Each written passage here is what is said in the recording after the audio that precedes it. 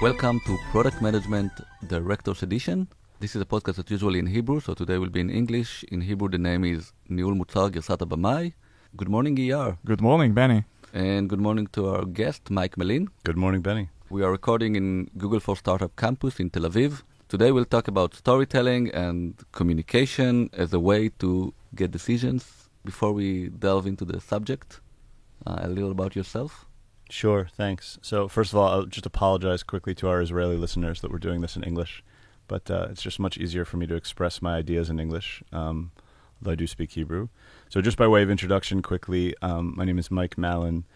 I made Aliyah way back in 2001, was in Israel for about 6 years, and then went to New York with my wife, who's Israeli. We were in New York from 2006 to 2013, and then we moved back to Israel to raise our 2 boys here. And I've been working in product management for probably 15 years. Have been a VP product and a chief product officer at a few different interesting companies, which I'll mention during the course of the podcast, and have just been thinking about these topics related to product management and particularly storytelling for my whole career pretty much, and especially in the last few years. What is storytelling? So I guess I'll begin with something a little bit ironic, which is that the term kind of bothers me a little bit because it's such a played out kind of general word. What I'm referring to here and what we're going to talk about, because this is a product management podcast, is the specific device of storytelling that product managers can use to explain their decisions. And decisions can range from all kinds of different things. They can be tiny sprint-level prioritization decisions, to quarterly roadmap decisions, to decisions about how to design a particular feature. All of these basically represent decisions of one type or another. And one of the reasons why I call the explaining of these decisions storytelling is in part really to make the point that the best way to explain anything is through a story. And we'll talk a little bit more about what I mean by a story. But it's really that idea that the best way to explain anything, particularly decisions that you've made, is through some kind of narrative device. We actually don't need to do storytelling only for decisions. We can also do it for customers. We can do it when we speak with our bosses. We can do it everywhere. Absolutely. You're right. And pretty much everything I'm going to say in this podcast is related to all of that. I guess I just wanted to make the point that when you hear the term storytelling, a lot of people, I don't know if they have a negative connotation, but it's just a word that's been used so much in many different domains. And so I mean specifically stories that product managers tell, which you're right, don't only include decisions, but stories that they tell to just explain themselves to many different types of people. Yeah, but this episode will be focused on this specific segment of storytelling, which is how to do storytelling to actually explain your decisions, right? Yeah, although I think it'll apply to what you mentioned as well. Yeah, okay. Yeah. Cool. So why did you pick storytelling as a subject for this episode? So for a few reasons, actually.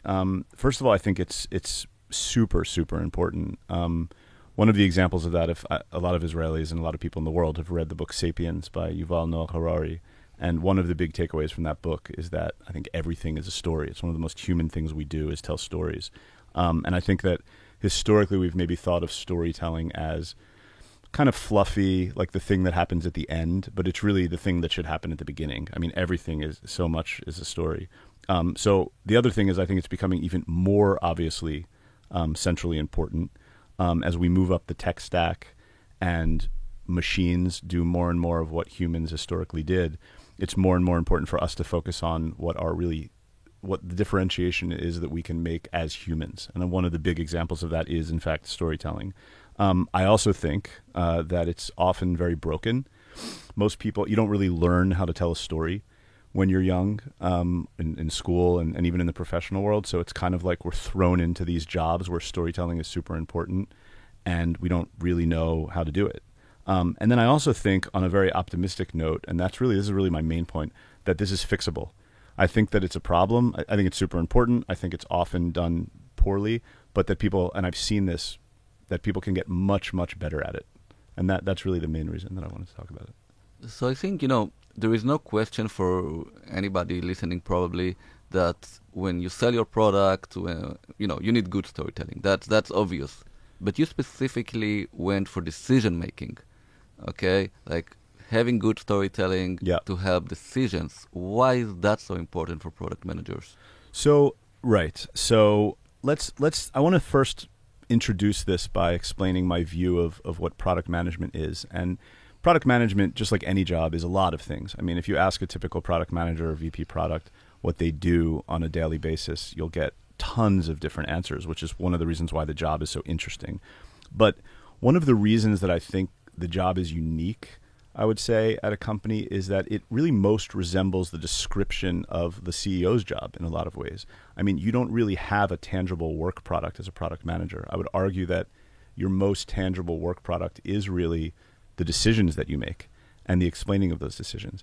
And again, I don't mean to imply, I mean, plenty of product managers spend their time writing specs and even doing wireframes, and it depends on the stage of the company. And that's all very real work. But it's not your core responsibility, right? As a company grows, there are other people who would do a lot of those things. You have to write a spec, but ultimately it's because you have to explain the decisions that you've made. So product is interesting in that it's your main work product is in fact your decisions. And then just maybe I'm anticipating what you'd ask next, but it's very related. So why the explaining of decisions? So because this is your work product, it's not enough to just make really good decisions. You have to explain them well, because you are only as successful as your ability to mobilize other people to do the work. I mean, that's one thing that it's hard for product managers to understand. It feels strange, and plenty of the most talented people in the tech world are actually in product management, yet they're not really creating anything. Other people are creating those things. And the truth is that what I always tell myself is, as weird as that sounds, that's exactly the way a CEO looks, right? And that's how a CEO would describe his or her job. So your job is to mobilize people to do work. So if you can't explain your decisions to people, and they're often very smart people, right, then they just won't do the right thing. You'll lose their trust, and everything kind of breaks. I also look at it like the term storytelling. Usually we think about it with selling. We talked about it. But you actually also need to sell your decisions. So it's actually fit into the narrative of why you need a storytelling. Everything needs to be sold. And we sometimes feel, I think a lot of people in the tech world, you know, and me included, we come from analytical backgrounds. I mean, I have a master's degree in computer science, and in my undergrad, I started as a math major. And so I'm very analytical at my core. And I think we have this aversion to thinking that we're always on stage, that we're always selling things. But we are. I mean, there's no, like, it is what it is. And I've been doing this for a long time. And the more that I've done it, the more I've realized that it's just the nature of the beast. And even when, like, a data scientist is talking to, I mean, let's take the most extreme example of someone who maybe doesn't think of him or herself as a salesperson. But when a data scientist is talking about something that he's doing with his boss, he's selling something. I mean, everything is a sale. So I absolutely agree. I think even, we're talking about decisions, but, one of the good tweet of a very good product manager is that he's enabling other people to make good decisions. And for that, you even need a even higher level of storytelling, right? You need to market the vision and the product principles and make sure that other people take decisions that are good. That's an extremely important point. And I think that is, first of all, the hallmark of a high-functioning organization. I mean, if you look at the best companies in the world, it's one in which almost everyone, if not everyone, is empowered to do exactly that, to make decisions. And that's becoming more and more true, because as we move up the tech stack, a lot of the stuff that, like, people would be occupied with, machines are doing for us. So what you said is super important. It's becoming even more true. And in that case, I think it's important to understand that no matter what level you're speaking at, like, even if I'm describing the highest level strategy of a company, that doesn't mean that it shouldn't be explained very thoroughly and analytically. I mean, great companies, even at the highest level, like, there's a lot of thought that goes into that stuff. And we tend to think that, it's only when you're in the weeds that things become really thorough and analytical. It's just not true. I think the most famous example that everybody knows about, storytelling as decision making is Amazon, right? When they make, you need to make a press release before you get approved of what you want to do, right? That's like top storytelling. Right. And they just to round that out a little bit, just because I don't know if everyone knows, but so Amazon, I don't know if they do it anymore, but historically Amazon had this great practice that if you were building a new thing or something of significant size, the product person would start by writing the press release. So they would pretend that it was like a year or two in the future or whatever, and you would write the press release and then kind of work backwards. And yes, exactly, you're actually starting with the story. And there are many other examples. We'll touch on more of them. So before we go to the example, what happens when a product manager actually does not know how to articulate what he wants. Right. So, and this happens all the time. I believe, first of all, that most problems at companies are communication problems. And I think that, again, if that sounds fluffy, it's because it's important to understand what I mean. Like, communication happens all the time. I mean, I communicate with many different people every day of my job. And so when I say that most problems are communication problems, the more you think about it, the more obvious I think that actually becomes. So the first thing that happens is if you can't explain a decision well, and let's start even at the earliest kind of time t equals 0. Like, if you can't explain a decision well, it probably means that you didn't make a great decision, because a decision often is you explaining it to yourself mentally. So if you can't actually explain yourself well, then it's usually a red flag that the decision isn't great. Not always, right? There are people who think, and we all think differently, but often it is. The next level is let's say you've made a fine decision and you can't explain it well, people will be confused and they will do the wrong thing. I mean, they'll just do what you didn't intend. But then the other thing that happens, which is really common, is that people will develop all kinds of opinions in their minds about what you might have meant or what you might have thought. And often those fictions that people create in their minds are very, very damaging. This is a really common thing that we do, not only in work, but we do this all the time. Like, someone says something, we're not sure what they mean. We create these sort of elaborate fictions and models in our head, and then we react based on that. But it's all just a fiction. And at work, it's very damaging, because you get people then talking and thinking that you meant this or you meant that. Why did he decide this? Why did he decide that? And then they end up ultimately putting pressure back on you and back on the product team. And then in the future, you have to make also subpar decisions because you're reacting to the pressure that people put back on you. I think it's worth mentioning or discussing, the difference between articulating mostly the problem as best as you can, not leaving anything for questions, but on the same side, you can decide to omit things, to empower people, right? To let them some freedom. If you close everything, right, you don't empower them. That's absolutely right. It's like there's a magical line kind of that you don't want to say too much because you don't want to spoon feed people. I mean, you're dealing with really creative, smart people. People don't like to be spoon fed. And they shouldn't like to be spoon-fed. I mean, they should have the ability to make their own decisions, but you still need to be thorough in what you're explaining. I think that it's this is where we start. This is probably a good bridge to talk a little bit about what a story is, right? It's not just like a word. So stories have structure, right? Stories have, I was talking to a writer friend of mine recently who writes for TV, a successful writer on TV, and he was saying that, in what he learns, a narrative structure is something like, there's a world that you introduce, which you could call the status quo. And by the way, don't get lost too much in these details. I just want to make a general point. So there's you're introducing a world, which is the status quo. You're introducing some kind of a problem or a conflict. Then there's action, right? There's a protagonist who takes that action. And then the protagonist encounters other problems. Usually there's more conflict. And then ultimately there's some kind of climax or tipping point and a resolution. Right now, without getting lost in the details, like what I take from this is much more general, which is that stories should be about specific people. Like when you tell me something about something that happened and you're describing it to me in statistics or aggregate terms, it doesn't affect me emotionally. I need to hear a story about a specific person. And there has to be conflict. There has to be some kind of antagonist, some kind of challenge to that person. It's like the hero's journey, which maybe we'll get to. And so, one example of this, I have a friend who worked at Airbnb in product, and if at Airbnb, according to him, and this makes total sense, whenever you're telling a story, you always have to tell about a specific traveler and a specific host. It's always tell me a story about Jonathan, the person, because I'm not going to relate to stories about hosts in general and travelers in general to Barcelona. It's just not going to strike anything in my brain. So there has to be a hero, there has to be a person, there has to be some kind of conflict, and there's usually an antagonist. Like, what is preventing that person from doing what they want? It could be, in the case of a product, the antagonist could be actually your current product. It could be that you're improving your current product. So this is, I think, a common mistake that many do in storytelling, especially on product, is that they make the product the hero, right? And if you want to sell to customer or to the hero need to be, if this is something solving for the customer, the hero need to be the customer. It can't be the product, right? And the same, by the way, if it's an internal feature that for the developers. Absolutely. So the hero should be the developer, again, not the product. Yeah, the product is only empowering, is enabling, is not the main focus.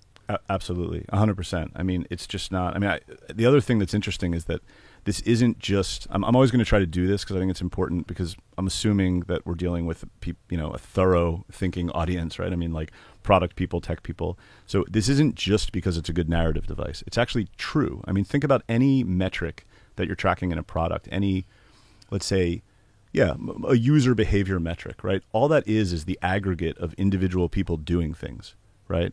And so by definition, you can talk about a specific one of those people doing one of those things, because that's what the metric is that you're trying to drive.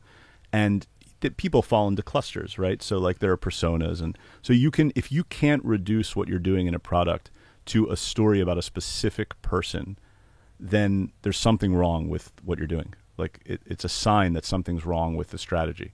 What I like about the concept that you're pitching about what is storytelling is that you're actually giving us a structured way to explain your decisions, but in the right tone, so people can be related to it. Right. I mean, I hope I am. I hope I am. And this is just one episode, and there's a lot more to say about this topic, right? And I think there are tools that can help and templates, but that is absolutely the goal, right? The goal is that there are patterns for doing this that can help you. I think one of the biggest challenges of any job, but of product management specifically, is that you're constantly worried about both the content and the form of what you're talking about.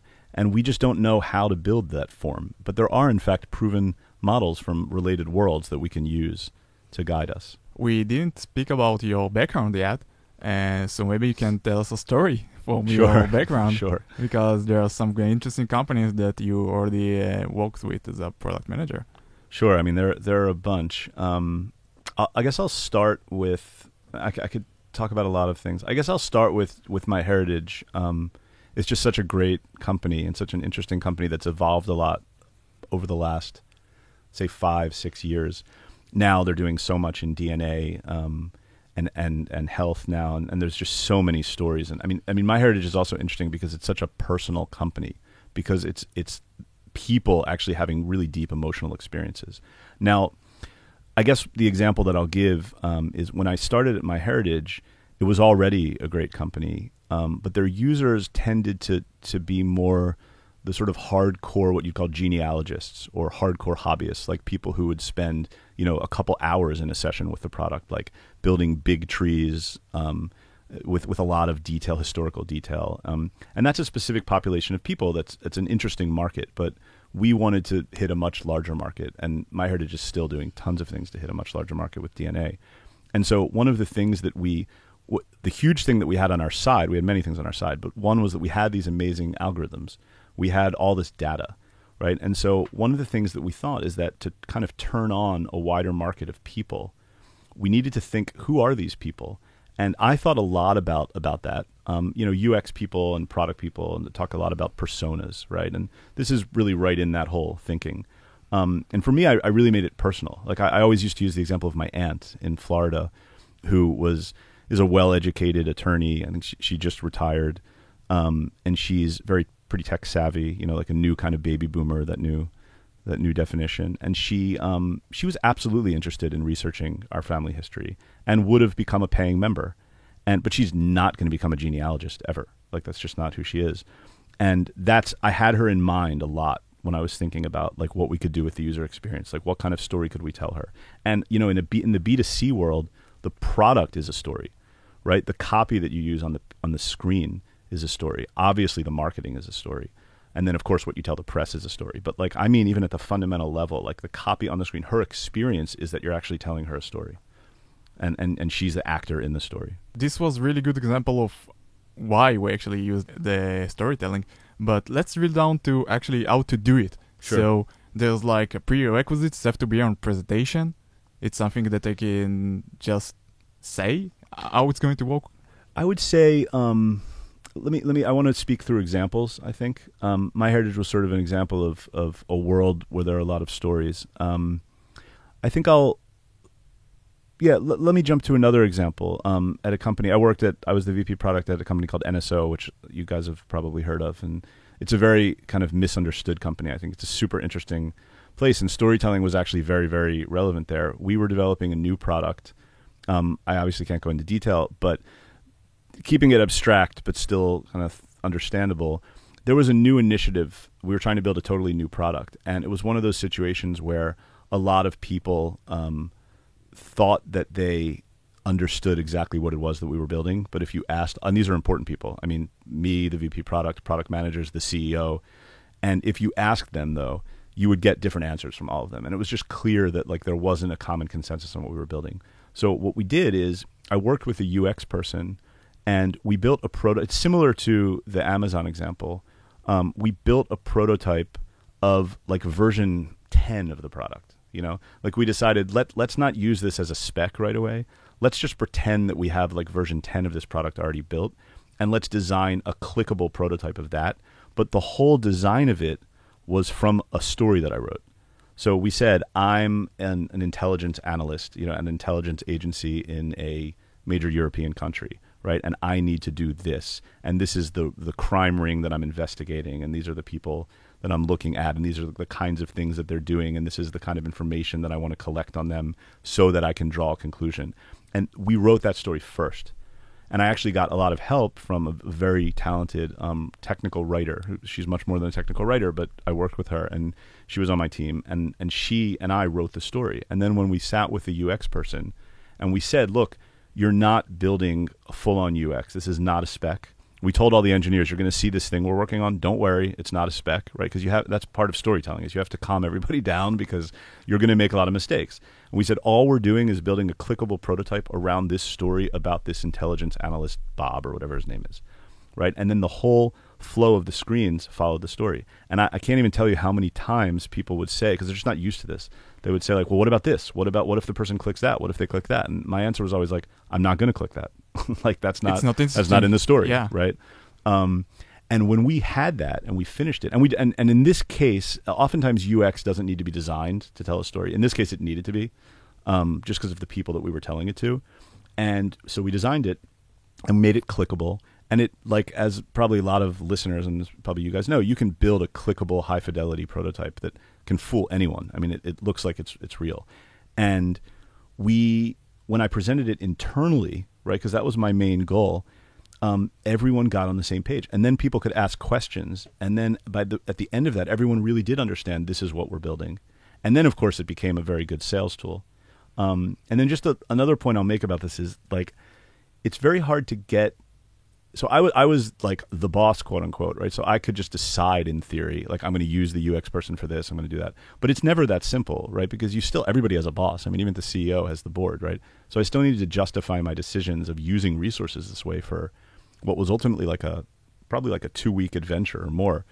And the way that I did that was that we had a sales opportunity with a really interesting prospect that wanted to see something very futuristic. And so that was sort of like the catalyst for doing it. But I knew, and my boss knew, that we were actually doing this much more for our own strategy. Yeah, so I think that storytelling is not only for your audience, it's also for yourself, because it's actually helping you be focused on the why. Absolutely. Why we're doing it. Why do we need it? All the why that need to be involved in a decision that you take as a PM. So actually, now I want to touch two different points, because you mentioned two different things. One is, you mentioned, you needed to go to your boss, and a lot, when as product managers, we sometimes need to divide our storytelling to two parts. If you want to go for a great adventure, you need first to build a story of why you need to go to that adventure. Like, for example, when I wanted to do the whole user interface of my product, I first had to build a story why we, not what's going to be in the new user interface, but why we need to invest in resources at all. Yep. Okay, so that's a different story. After that, once I got approved, okay, now we build the story of the new user interface. Okay, so absolutely. That kind. And you mentioned, the why, so it's another great, like, reminding the audience, try to do it also here for every episode, is this start with why, and every story has the, you build it with why, how, what, right? You need to go through all the stages. Absolutely. And why, how, what is exactly sort of the high-level template, and that's sort of like the domain template, because that's our world, right? But then from the world of fiction or entertainment or theater or writing or whatever, then you have to marry what you just said with that, which is there needs to be a hero. There needs to be a person. That person needs to have a pain, right? And maybe we create the pain. There's some kind of conflict. I mean, I'll give you just a quick ironic example. I advise startups, and I've been helping someone. I won't mention the company, but I've been helping someone, and he was. I made this sort of ironic recommendation to him that like the antagonist in his story, the hero was a user at one of the companies that buys their product, and it was actually a potentially new user, like someone who doesn't use the product now, but they wanted to turn on as a user. And what I said is that actually the antagonist could be the current version of your product. I mentioned this before, but what I mean is that the thing preventing this person from using your product is your product. Your current product is not inviting enough for this person. It's actually causing this person pain. That's why the person is not using it. So the resolution is that you're going to introduce new features to the product that actually relieve the person's pain. And you know, you can, it sounds weird, but like all solutions create new problems. I mean, that's just the nature of progress. So it's actually not that weird. And the pain, it's like we have to take these words seriously. Like it has to actually be pain. I mean, I don't mean physical pain. that would be a bad product. But like it has to actually be stress, something that people in an audience can relate to.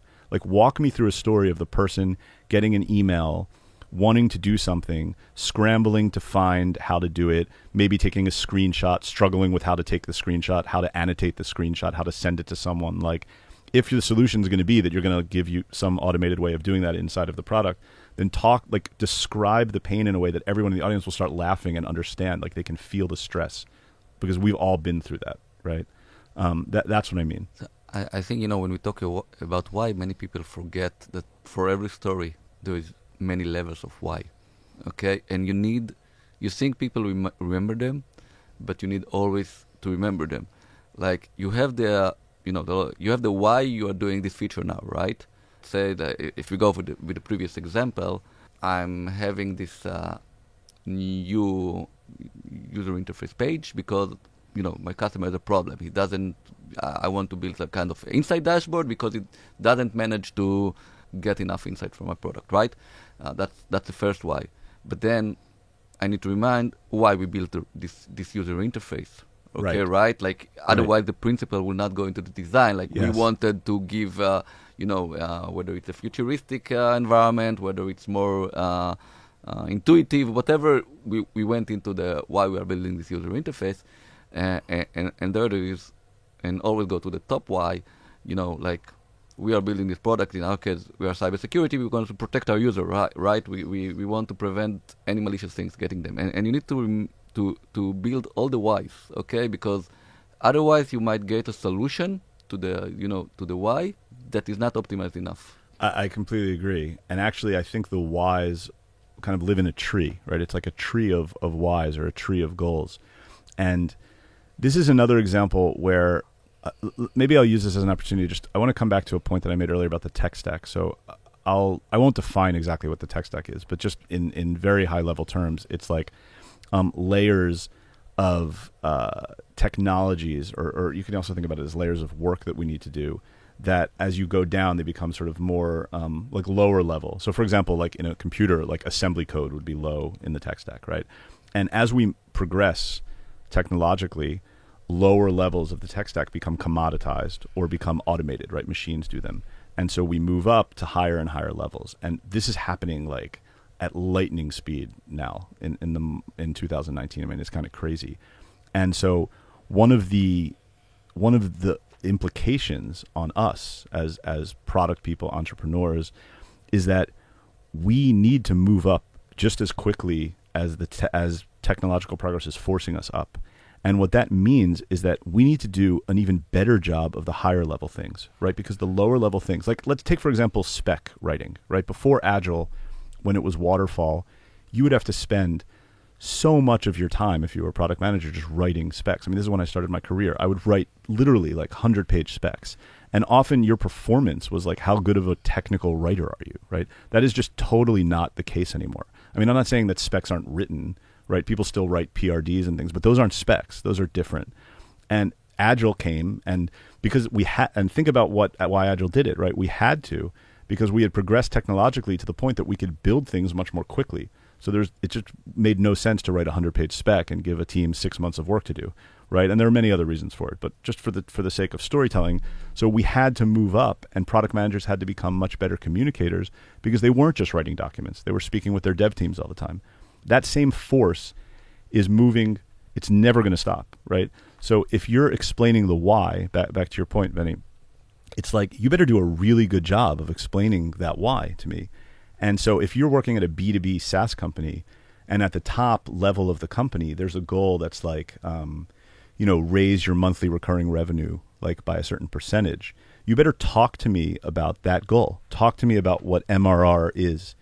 And if I'm an engineer, I want you to explain that to me because I don't actually know. It's not my core competency. So explain to me what the company's MRR goals are. Explain to me what drives MRR, right? Which is a lot of things. It's not simple. It's existing clients and how much you charge them.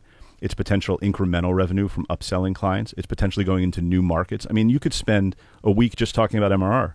If you're talking about retention, right, or lifetime value of a customer, then tell me lifetime value is a function of how much they pay over time, right, which is also a function of retention. Talk to me about retention. What drives retention? What type of engagement actually drives retention? Show it to me mathematically, right? I mean, there's a lot of thoroughness that can go into that I think people sort of shy away from because we've historically related thoroughness in the tech world to everything related to writing code. And it's just not true. And the best companies in the world know that it's not true. And that's why one of the reasons why they're the best companies in the world. I totally agree with that. Actually, our engineers, they know about the marketing strategy that we're doing. They know about the sales strategy that we're doing. And why we're actually doing stuff on the marketing that's going to affect the features that we're going to ask them.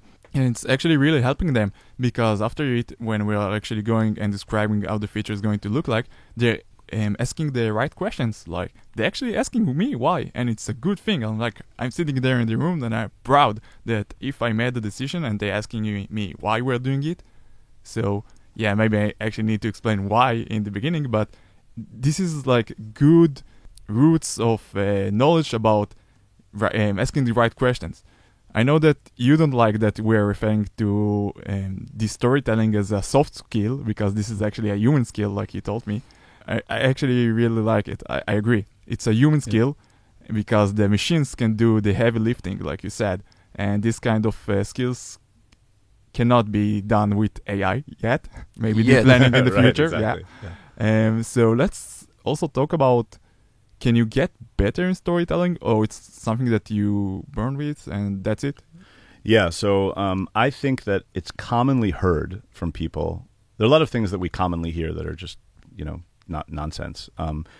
And people always say, you either have it or you don't, right? You either have charisma or you don't, or you can either tell a story or you don't. I think that's total nonsense. I mean, and, I love telling stories and I love fiction and I love film and TV and I always have, right? So for me, I mean, yeah, there were times where I had to get over like a little bit of fear of getting up in front of people. But like for me, I would actually benefit from people saying you either have it or you don't. Because like I'm not trying to say something egotistical, but like it's always been natural for me to talk and tell stories. But I don't believe it at all. I mean, and I think of it more as a manager than as an individual contributor. I've built product teams in a few different places, and I always cared a lot about the people that worked for me. And I saw a lot of people who, for one reason or another, maybe they were young in their careers, or maybe they just never learned how to do this. They were brilliant, creative people. They had so much to say, and they had so much charisma, like when you would sit with them one-on-one, but they just weren't sure how to bring it out in front of audiences. So first of all, to answer your question, I think it's absolutely false that you either have it or you don't. And we can maybe share, there was a great article in the New York Times just last week about this, where the person claimed that charisma can absolutely be learned. So I believe that fundamentally. I believe it also as a father. Like, I believe there are tons of things that people will say, like, your kid either is this or is that. Bullshit. Like, I just don't agree with that at all.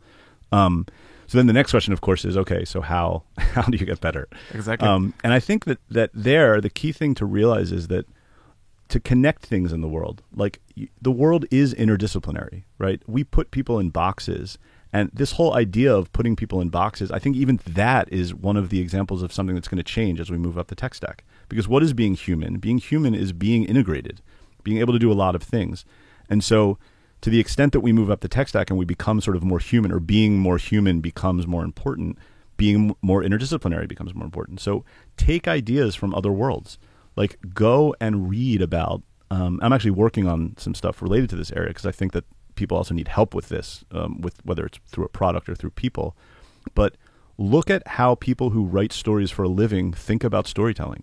I mean, like every time I've ever had a conversation with a friend, I have a few friends who are writers and they're really smart. They have answers right away when I ask them this. I mean, they don't just like randomly write a TV show. Like they have a writer's room and they have a structure. They have certain rules that they obey. Or if you watch like documentaries about great musicians, like Bruce Springsteen, we'll talk in great detail about like the persona that he created for stage, right? People look at it and they think that, oh, it's just him being cool. And that's the beauty, that's his achievement, right? The fact that people think that is precisely what he was trying to achieve. But it's not true. Like he really cultivated that personality. And so look at other worlds, like look for examples. We can delve into that more. One interesting stat that I love is that, I forget the exact number, but I was reading something or listening to something about Audible, right? Audiobooks. And they were saying that the statistics on engagement from listeners are much higher for fiction than nonfiction, right? It's just the example that like we want to hear a story. And I think about this as I have a son who reads an amazing amount of fiction and nothing else. You know? No, it's a good example. Like in different people need different stories told to them. But for example, like I tried, like there's all this shortening of ideas like Blinkist or something, and I didn't connect because there was no story. Like they give me all the end things, and I can't connect to that. I stopped it. Yeah, if we talked about the what, how, and why, so this is like maybe the basic concepts of storytelling, but the storytelling itself, it's the glue that put it all together and give us, as human being, a way to actually connect to this decision. Absolutely. Absolutely. And it's like, if you walk me through your decision logic, it's such a good exercise for the decision maker, because by writing it down and trying to, it's like people as an entrepreneur, right? You probably got this advice there, like people, and Benny, you probably did too. It's like when you are working on an idea, work on the pitch of the idea, right? Because the better you get at the pitch, the better the idea becomes, right? And this is not natural for everyone, but it's really helpful. Like the better you can explain a decision to someone else, the better the decision. You'll just change your logic as you're writing it down. That's why oftentimes like smart people take notes in meetings. I'm not one of these people, by the way. I never take notes in meetings, but I've known some brilliant people who I know have like photographic memories, and they take detailed notes in meetings, and they're doing it for themselves. They're doing it because the act of writing it down and then later explaining it is actually helps them understand what happened. Okay, so we are telling here a story. Our hero is the listener, right? And hopefully he understood that he needs to do good storytelling. So that's his story. I hope. And we give him some tips about his journey, how to get, and the journey only starts with this podcast. There are a lot of resources out there, and while we can talk for a long time here and say, like, you have a flight to catch. So, like, what's your final tip to the audience that they can go home with it? So I guess my final tip is, I'm going to try to make this not so long-winded, but the truth is that this all sounds great, right? But one of the things that I hear all the time when I talk to product people is like, I don't have time. I don't have time to spend a half hour watching and like annotating Elon Musk's latest presentation to see why he's such a good storyteller. And it's true. I mean, product people really don't have a lot of time. But the way I would say it is like this, like your job is strategy. Your job is to make decisions. Think selfishly. Right? Your company actually wants you to think about your own career. Wherever you're working, your goal in life, and everyone knows this, the shareholders know, like the investors know this, the CEO knows this, your job is to advance your career while helping the company, right? And if you think that way, you will think about how you spend your time differently. I'm not saying go and ignore your dev team. That's ridiculous, right? But make sure you're not only living in the weeds, because people, if you work, let's say you work at a B2B company, like the sales team, you need to have them on your side. If you don't have the team generating revenue on your side as a product person, then you will not advance, right? So think about that and spend enough time with those other audiences, right? And really think about how you can develop charisma, because at the end of the day, we live in a world in which charisma is disproportionately rewarded, and it will always be. So I would add to that something that I said before. If you don't have time, and I find a lot of product managers facing this problem, is because you're not doing good storytelling. Like, if you would have done good storytelling, your dev team would know better what to do and will leave you more time to learn more storytelling, right? So it's kind of a chicken and egg problem. Absolutely, and I think, but because, and the reason it's so non-trivial to solve that is because, like, there's like the time management stuff where there's like important and urgent, and then there's important and not urgent, right? So telling good stories about Q3 when you're in Q2 is probably more important than a lot of the urgent stuff you're doing, but it's not nearly as urgent, right? And it's very hard for people, like all people, no matter how smart you are, to spend time in that quadrant. But you have to. You just have to, because you're doing your future self a favor. And you have to think of it that way. I'm doing my future self a favor. I will take pain now. People will be annoyed at me now. People will talk about me behind my back. But in a couple months, I will have benefited so much from this. And time, people have short memories. Like, they won't even remember in 2 months. I totally agree. And I have to say thank you so much for being here. As Benny already mentioned, actually Mike is going to go on a plane right after this episode. So thank you for taking the time. My pleasure. And being here and telling us about storytelling. So you can find this episode and other episodes. Can you tell us where, Benny? So the only problem for our English listener is that this episode in English, the other are Hebrew. So you can find us in Facebook and Twitter and LinkedIn. But you'll find that most of the communication there is Hebrew. Maybe we need to build an English, audience. You like this episode? Be a friend, rate us, give us 5 stars, iTunes, give some good comment, and we'll meet next time. Thank you very much. Thanks, guys. Thanks. Bye-bye.